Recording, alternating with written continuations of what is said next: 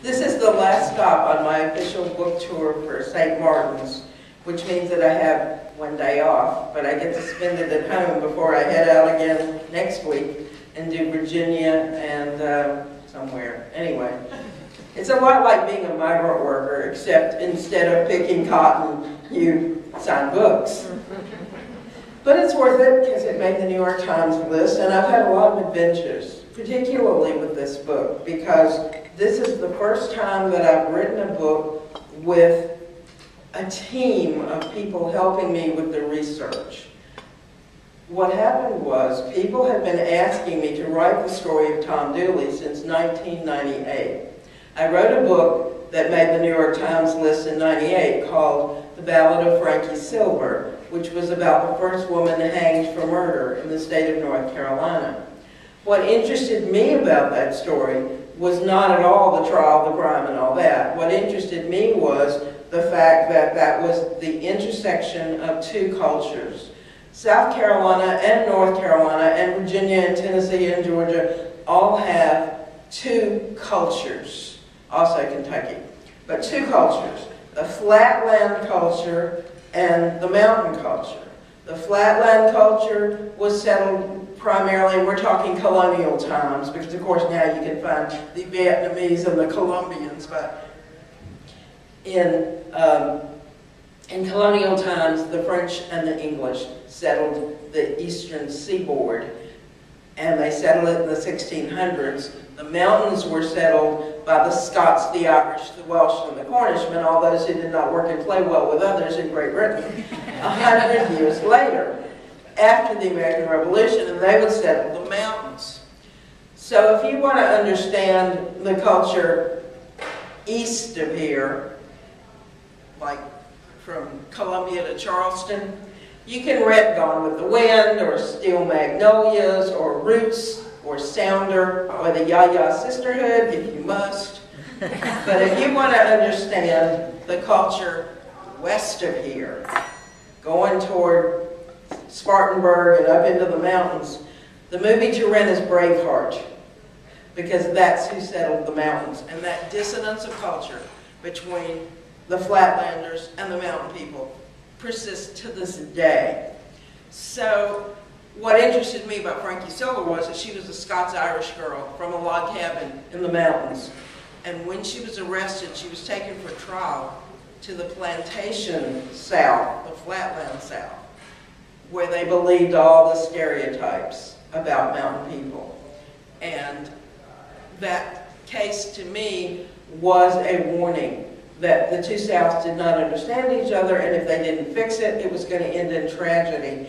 And of course it did in 1861, because the flatland South was happy to secede from the Union. They owned slaves, and they bought things that were imported, so the tariffs made them mad.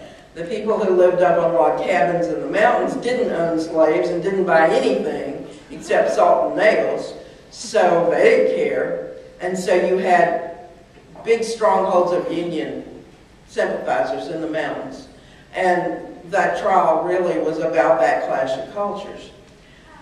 A lot of people didn't see that. I still have some slow learners in my reading group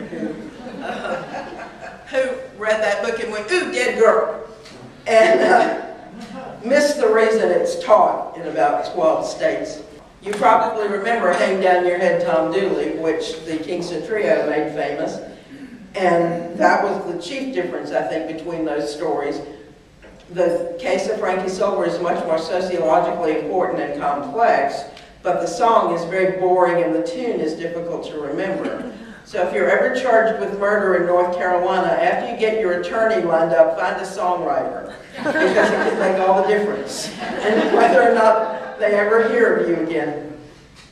Well, I didn't want to do it, so after I finished Frankie Silver, I did the Civil War in the Mountains, Ghost Riders, and then escaped for a while and did the Canterbury Tales set in NASCAR, which was a wonderful adventure. I had a really good time doing that, got invited to the White House, won the Virginia Festival, the Virginia Book Award and all that. But in 2007, a little magazine in Virginia asked me if I would do an article for them. They do tourism and folklore stuff in Blue Ridge Country. Would I do an article on Tom Dooley?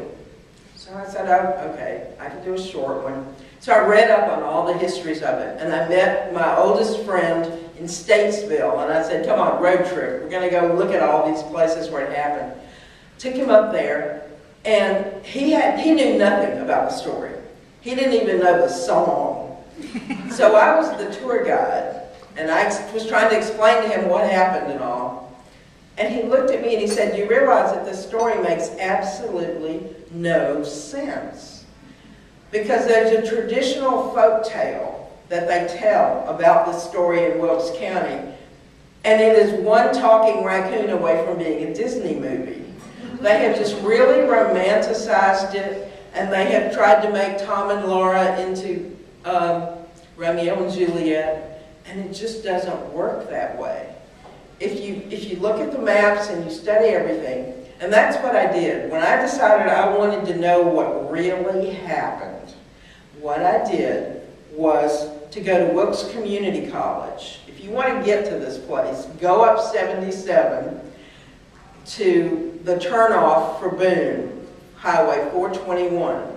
Take 421 toward Boone, and after you've gone about 20 miles on 421, you will get to Wilkesboro, North Carolina. The exit is 286B.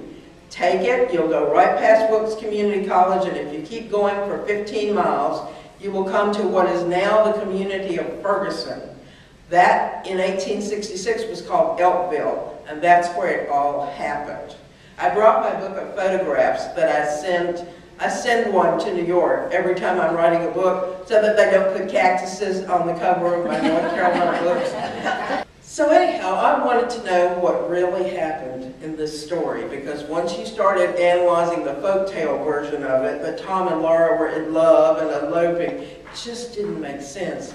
So I went to Wilkes Community College and started talking to the professor who teaches this in her Folklore Appalachian Studies course, to a research librarian, to a genealogist. Then I branched out and started talking to North Carolina lawyers about the trial procedure. I talked to a Civil War historian, because Tom Dooley was a veteran of the Civil War, as was Ann Milton's husband, James.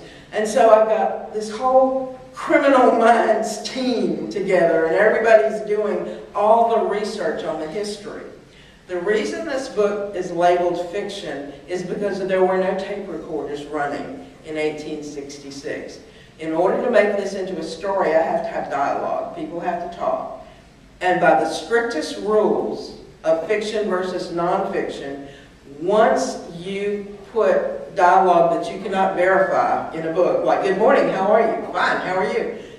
If nobody writes that down, it becomes fiction, because you can't prove it. But everything I could prove, I did prove.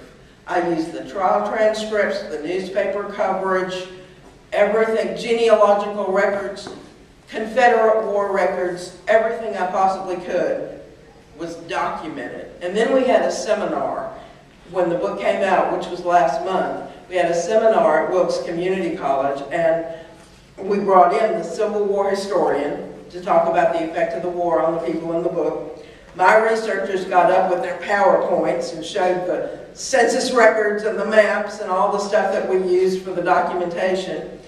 And then the lawyer got up and second-guessed Zebulon Vance, who was Tom Dooley's attorney, and did he botch the case? What would a modern lawyer do that Zeb didn't do? And after that, we loaded everybody who came to the seminar into vans and took them down the road to Elkville and showed them where the graves were, where the murder happened, where Ann lived, where Tom lived, and all that. And that night we had a banquet, and I talked, and everybody got a book that went to the banquet, and with all that, we raised $10,000 for Wilkes Community College, which I thought was really good. They work with non-traditional students, and so they do good work. But it was quite an adventure, and so I think the best thing I can do, because you'll read the book and you'll know what happened, let me tell you how a researcher thinks. This story that I'm about to tell you has nothing to do with North Carolina in 1866, but it's how my mind works. The story traditionally here is that Tom Dula, age 22, and Laura Foster, age 22, who had been caught in bed together by her father, the sharecropper, that they were in love and running away together to Tennessee. And I said, why? Why? She's 22 and unmarried. He's 22 and unmarried. And her father caught them in bed together.